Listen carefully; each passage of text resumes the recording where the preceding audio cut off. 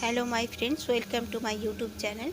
मैं आप लोग की होस्ट इंद्रानी। मैं आपके साथ बहुत ही अच्छी थी स्टोरी शेयर करूंगी जो मेरे साथ मेरे लिसनर्स शेयर किए हैं। सबसे पहली स्टोरी है सोनिया जी की।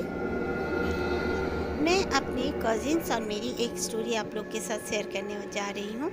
हम लोग एक बार की बात है, हम लोग सब पिकनिक गए हुए थे। उस पिकनिक में काफ़ी लोग गए हुए थे, हमारे पेरेंट्स भी गए हुए थे, हम कजिन्स गए हुए थे।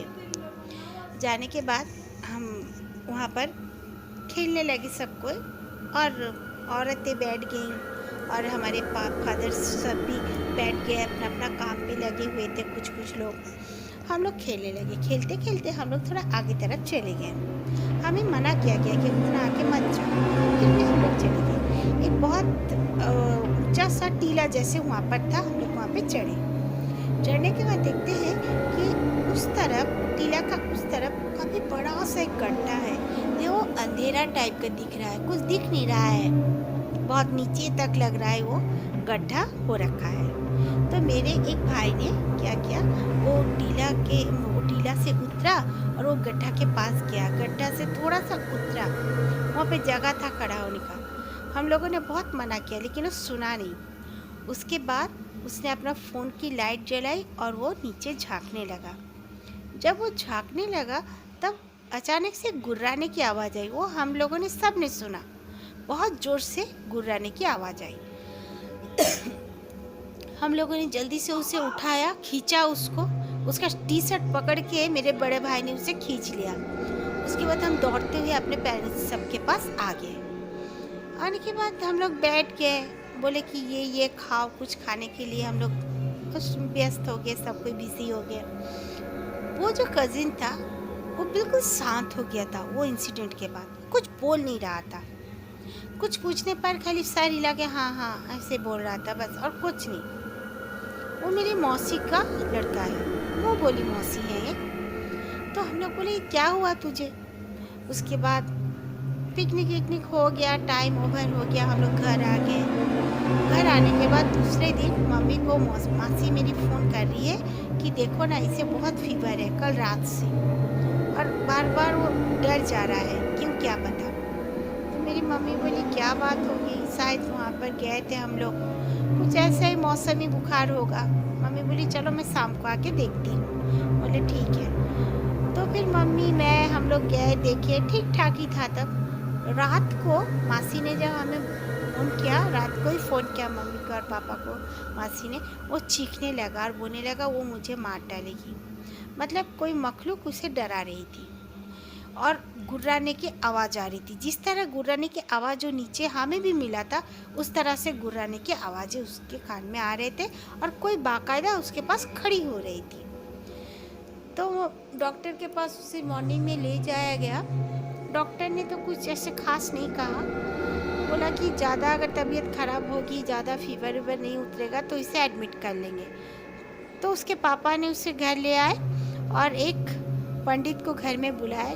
घर में पंडित को बुलाने के बाद वो पंडित ने कहा कि ऐसा कोई होगा जो इसने देख लिया है, जो ना देखने वाली चीज़ हो, उसे देखना नहीं चाहिए था, इसने देख लिया है, इसीलिए वो इस पे हावी है। कोई बात नहीं, इसे किसी बड़े से पंडित को दिखाओ, मेरे बस का ये काम नहीं है। तो किसको दिखाए बोले, तो बोले मुझे इतना नॉलेज नहीं है, मैं नहीं जानता। उसके बाद उसे इधर उधर बहुत दिखाए मेरे उसका कजिन को, बट उसका तबीयत ठीक होने का नाम ही नहीं ले रहा था। फिर मेरी मासी पूजा पाठ करके बार बार उसको पूजा में बैठाती, वो बैठने भी नहीं मांगता था। कोई शाम के समय होगा कि चीखने चिल्लाने लगता था। उसका पढ़ाई भी करीब करीब ख़त्म जैसे होने लगा था। उसके बाद बहुत दिन बाद एक मंदिर में उसे, भगवान जी के मंदिर में, तिरुपति बालाजी जैसे वो मंदिर में थे, वहाँ पर ले गए। तो एक पंडित ने उसे देखा, जांचा, उसके बाद उसे वो ठीक किए। कई साल, मतलब 2-3 साल जैसे वो बहुत ही प्रॉब्लम में था। फिर वो कहता था कि बाकायदा वो औरत उसके पास आती है, बैठती है, उसे देखती है, वो कहीं भी जाता है तो उसे वो मतलब महसूस करा रही थी कि कराती थी कि वो हमेशा उसके साथ है, इसलिए वो बहुत डरता था। ओके, ये सेकंड स्टोरी है नुपुर जी की। मैं कोलकाता में रहती हूँ। कोलकाता में बारिश होने से बहुत भर जाता है। बारिश की वजह से ये थोड़ी सी बारिश हुई मतलब कोलकाता पूरा भरने लगता है। एक रोज़ की बात है, मैं कोचिंग गई हुई थी। कोचिंग से मुझे वापस आना था, 8 बज जाते थे रिटर्न आते आते, मैं अपने साइकिल पे जाती थी। तब बारिश इतनी हुई, पानी इतनी भर गई, इसलिए मैं आ नहीं पा रही थी। तो मैंने क्या किया, ट्यूशन टीचर ही मुझे बोले कि चलो मैं तुझे छोड़ देता हूँ अपने बाइक में और साइकिल यहाँ पे रहने दे। मैंने कहा ओके। तो मैं सर के साथ चली आई। हमारा जो घर है, हमारा गली थोड़ा सा ऊंचा टाइप का था, तो वो अच्छा सा ही था। वहाँ पर ज़्यादा पानी वानी नहीं था, जस्ट घुटनों के नीचे ही था। मैंने सर से कहा सर आप यहाँ से जा सकते हो, मैं चली जाऊँगी। सर ने कहा चल ना, मैं तुझे पूरा घर तक छोड़ देता हूँ। मैं बोली रहने दो सर, क्या आपका बाइक लेके ऐसे में भी प्रॉब्लम हो रही है, आप जाओ, मैं चली जाऊँगी। मैं चली आ रही हूँ। मेरे को अपनी सीधी एक रास्ते में था चलना था, उसके बाद अपने गली में मुड़ना था। तो जब मैं अपनी गली में मुड़ने गई तो देखती हूँ कि वहाँ पर एक औरत अपने बच्चे को लेकर खड़ी हुई है और रो रही है। मैंने देखा ये औरत, बाहर में कोई भी नहीं था, एक आदमी तक नहीं था बाहर, कोई भी नहीं। तो ऐसे लाइट्स जल रहे थे, लाइट ऑफ नहीं थे। तो वो एक पोस्ट लाइट के नीचे बैठी हुई थी और पोस्ट लाइट के पास जो सीमेंटिंग किया हुआ था उसमें बैठी हुई थी और उसके पैर भी पानी में ही थे और वो अपने बच्चे को लेके रोई जा रही थी। मैंने जब देखा, मैं देख के सोची जी क्या ये औरत इस तरह रो क्यों रही है। मैं बार बार उसे देख रही थी। तो औरत का चेहरा जब मैंने देखा, मैं देखकर तो मतलब हैरान रहेगी, दंग रहेगी कि कोई इंसान का चेहरा ऐसा हो भी सकता है। उसके हाथ एकदम पतले पतले थे, वो बच्चे को पकड़ी हुई थी। फिर अचानक से वो रोने से हंसने लगी। मैं तो बहुत डर गई, मैं जोर जोर से चल भी नहीं पा रही थी बारिश की वजह से। फिर भी मैं धीरे धीरे भगवान का नाम जपते जपते चलने लगी और उसे मैं बार बार देख रही थी। फिर वो औरत, मैंने देखा, मैं आगे तरफ अपने घर के तरफ देखी कि कितना देर लगेगा और मुझे पहुंचने में। जैसे मेरे पाँव बहुत धीरे चल रहे थे, मेरा घर जैसे दूर हो गया था लग रहा था। फिर जब मैं मुड़ के देखी पीछे की औरत कहाँ गई, तो देखा कि औरत गायब थी, वो नहीं दिखी। फिर मैं अपना घर पे आ गई। मैंने अपने साथ ये घटी हुई इंसिडेंट मम्मी को बाद में बताया भी। मम्मी ने कहा कि तू इस तरह इतना रात हो जाने से अकेले कभी मत आया करना। ट्यूशन टीचर को बोलना छोड़ देने के लिए, या तो कुछ प्रॉब्लम होने से वहीं पे रह जाना, फ़ोन कर देना, उनकी मिसेस के साथ मेरा बात करवा देना। ओके, आपने हमारे साथ ये स्टोरी शेयर किया, बहुत बहुत थैंक यू। और रूपा जी कहती हैं कि वो सॉरी, ये नूपुर की स्टोरी थी। नूपुर जी कहते हैं कि ये उनके साथ ये इंसिडेंट ही खाली नहीं, उनके साथ और भी कई इंसिडेंट घटी हुई है, वो हमारे साथ बाद में शेयर करेंगे। Okay, thank you.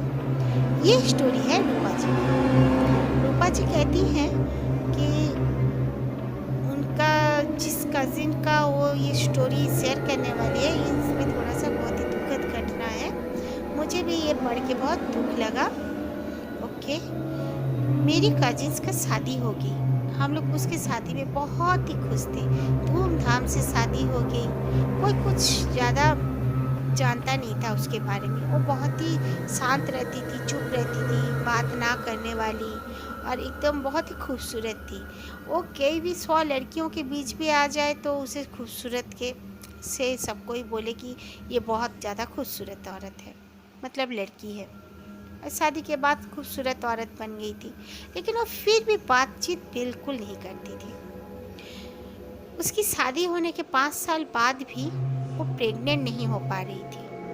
तब उसे कहा गया कि डॉक्टर्स तो दिखाती थी, फिर उसे किसी ने कहा कि तुम एक ऐसे इंसान को दिखाओ जो कि तुम्हारे कुछ दूसरा प्रॉब्लम है, तो डॉक्टर्स तो बोले कुछ भी प्रॉब्लम नहीं है, ठीक है, तो तुम ऐसे किसी से मिलो जो भगवान की दया से तुम्हारे गोद भर दे। तो उसने कहा ओके, देखती हूँ, मैं ऐसे बिलीव नहीं करती हूँ, इधर उधर की बात करने लगी। तो फिर भी बोले हाँ हाँ देखो। तो उसे लेकर गई एक औरत। मेरे जीजू जो थे वो मना ही कर रहे थे कि मत जाओ, बट दी नहीं मानी, बोली नहीं, मुझे तो बच्चा चाहिए, अगर हो जाएगा तो अच्छी बात है। वो औरत के साथ चली गई। जाने के बाद वो 3 दिन लगातार चलती रही औरत के साथ। 3 दिन, 4 दिन, 5 दिन ऐसे होते रहा।